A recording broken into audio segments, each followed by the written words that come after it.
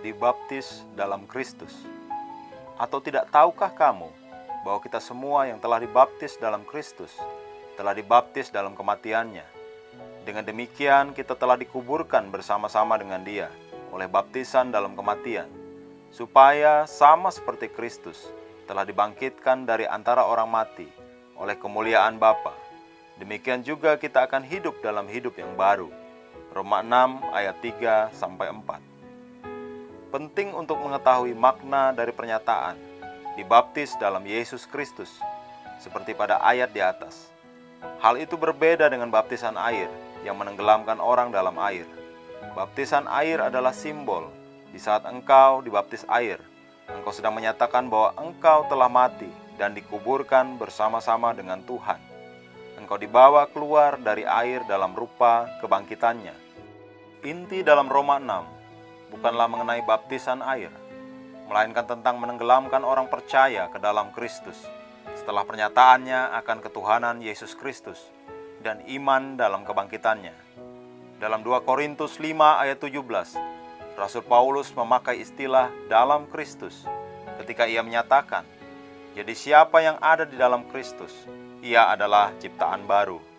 Engkau menjadi satu dengannya. Tuhan melihat bahwa engkau dalam Yesus Kristus.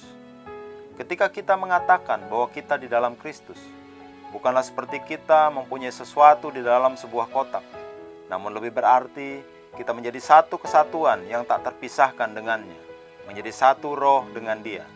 1 Korintus 6 ayat 17. Efesus 5 ayat 30 berkata, karena kita adalah anggota tubuhnya, daging dan tulangnya.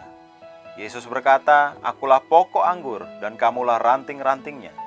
Yohanes 15 ayat 5, yang artinya kita berasal dari satu batang dengannya. Engkau telah menjadi pernyataan Kristus.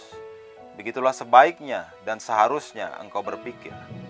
1 Korintus 12 ayat 13 berkata, sebab dalam satu roh kita semua telah dibaptis menjadi satu tubuh. Itulah tubuh Kristus. Sekarang engkau telah dibaptis dalam Kristus.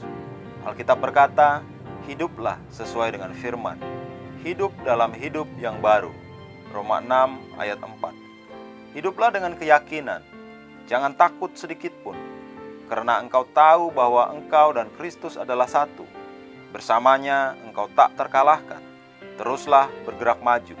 Haleluya. Mari kita mengucapkan pengakuan.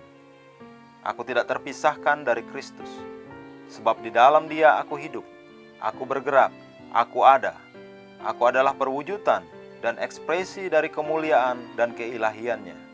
Kesatuanku yang tak terpisahkan dengannya menjadikan aku supranatural, tidak dapat ditembus sakit penyakit dan kelemahan.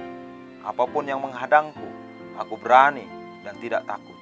Puji Tuhan.